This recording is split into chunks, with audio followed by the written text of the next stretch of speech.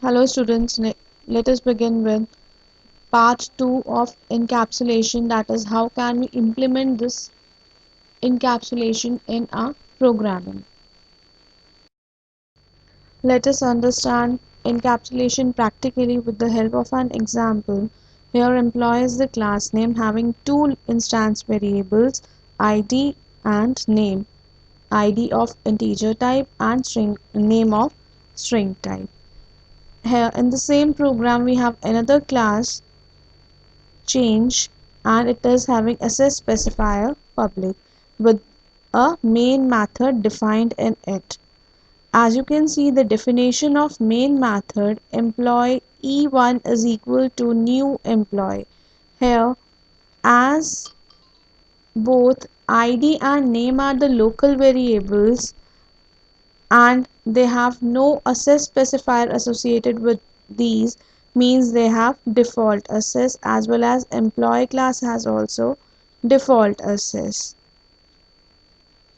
And it means the default access means that any class within the same package of the class employee can assign and change values of its instance variables by creating objects of the employee class. Means in this program, change class is the class that is in the same package as the employee classes defined in. Therefore, to access the instance variables of employee class, change class has to create the object with the help of the statement employee e1 is equal to new employee, and with these objects it can access the variables of the employee class. Means this statement implies that the programmer has somewhat or no control over what values will be stored in instance variables of the employee class, because id and name here do not have any access specifier, means it is a default access and hence they are available to the other classes within the same package of the employee class. In the previous example, you have seen that the variables of the employee class are accessible outside the class employee also, because they are having default access. In order to have full control over the instance variable, we can apply encapsulation on employee class by providing appropriate access specifiers to the instance variables. Means to have a controlled access or to prevent the variables from unauthorized access, we can use the access specifiers such as private or protected. We can make instance variables private if we want to access or assign these variables only through class methods, or we can make instance variable protected if we want to assign the access to employee class methods as well as to the classes that derive or inherit from employee class. Means to have a control over the instance variables, they can be defined as private or protected. So how can we make these instance variables of the employee class private so that they cannot be accessed outside the class, is writing a keyword private before id and writing private keyword before name. In this way we ensure that id and name class name variable is not accessible outside the class, because we have made these both the variables private.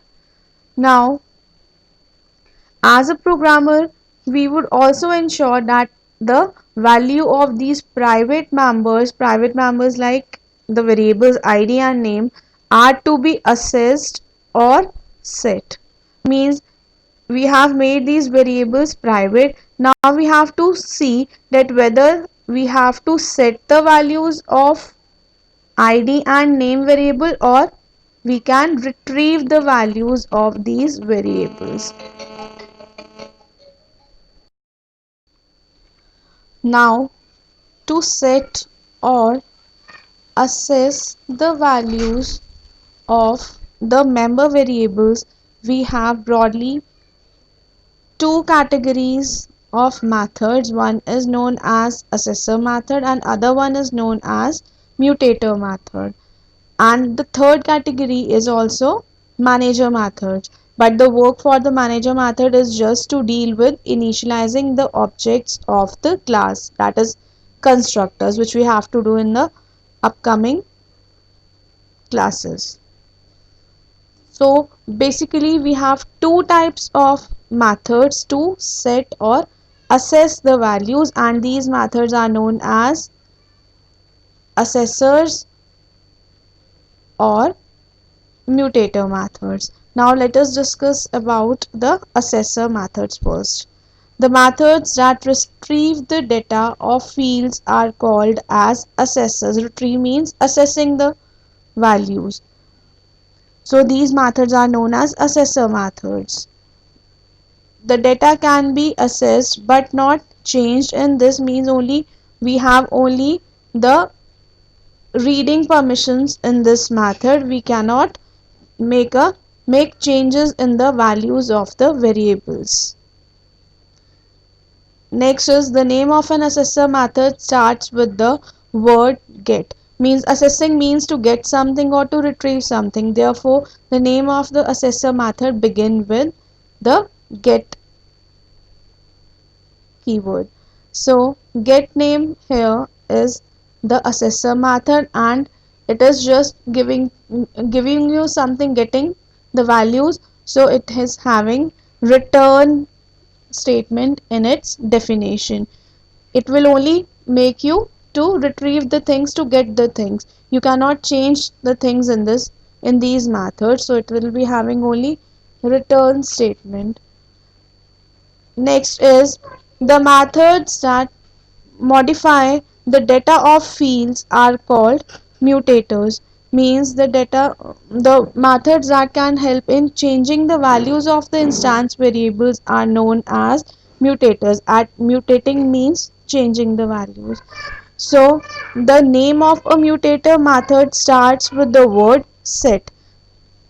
Means they are used to assign or set the values of the variables. Example, public void set name, and string is the string n is the parameter of it. So here set name is the mutator method, and it is going to set or assign the value of the variable name by having name is equal to n, that is the statement for setting the value of the local variable name in it, and therefore name is of string type.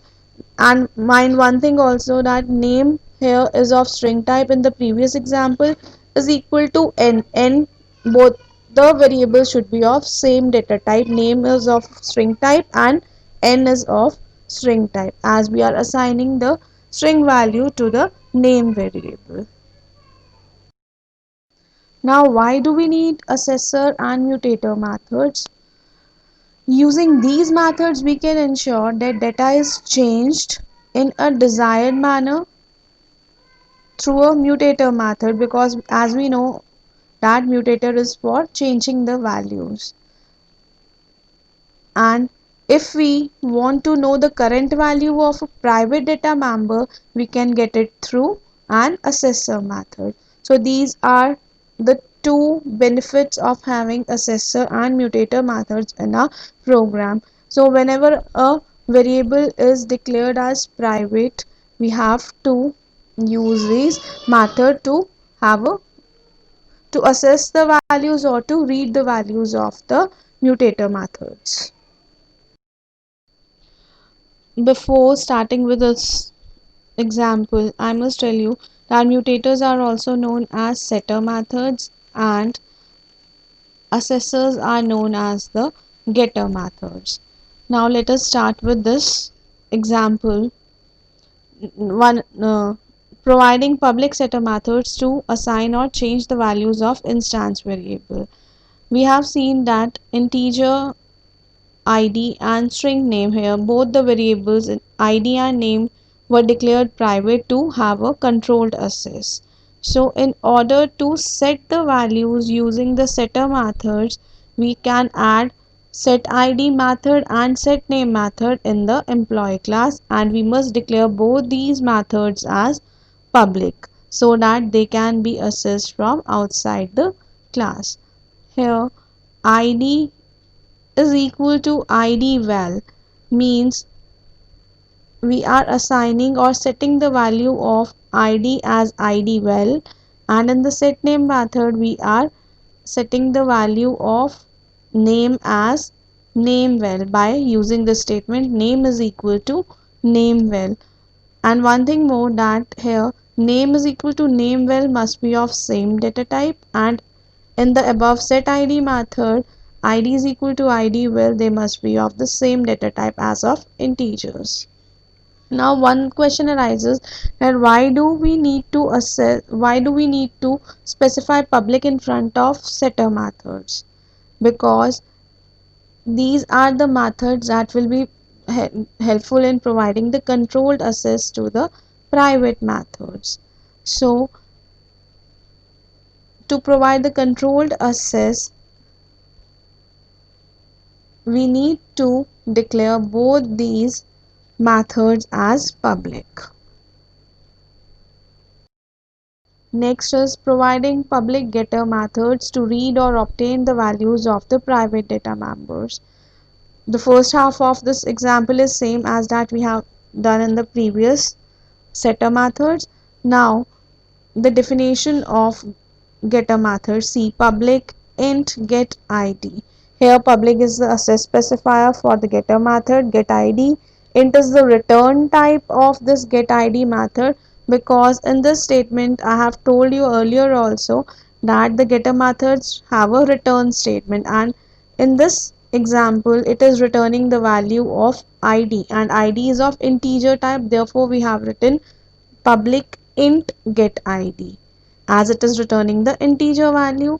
In the next example, public string get name is another getter method, and here the returning statement is return name, and name is of again string type, therefore we have written the string type as the return type as string in the header of this get name method. In this way we can use the setter methods as well as getter methods to have the full control access over the private data members of the class.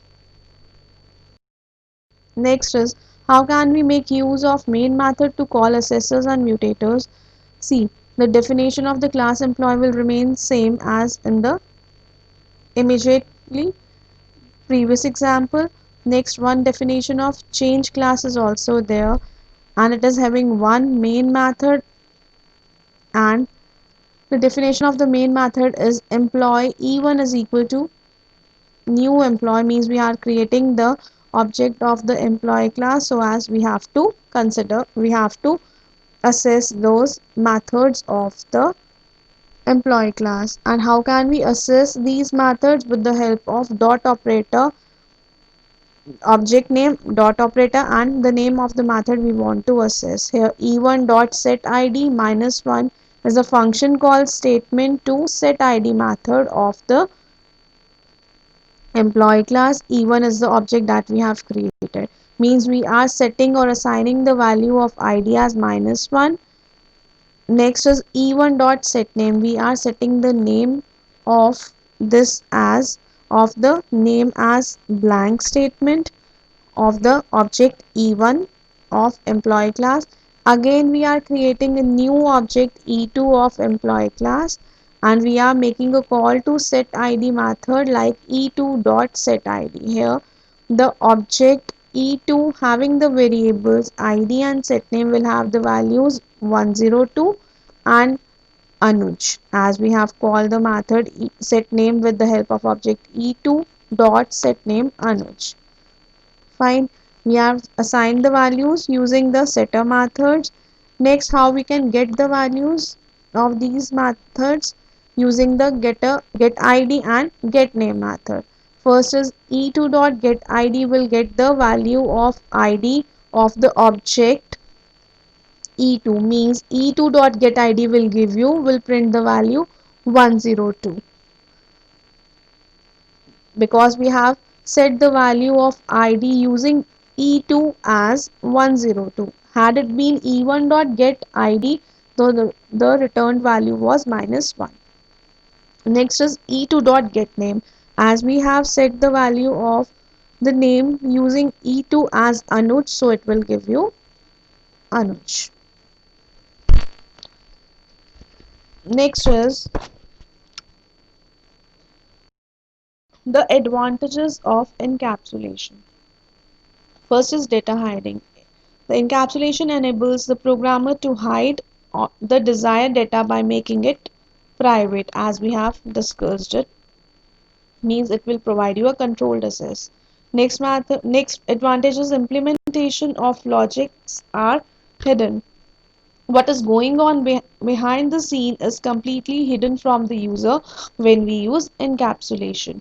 Flexibility. Since implementation details are hidden, it is easier to change the inner logic. User can still use getter or setter methods without needing to know if their inner logic has changed or not. More control in programmer's hand.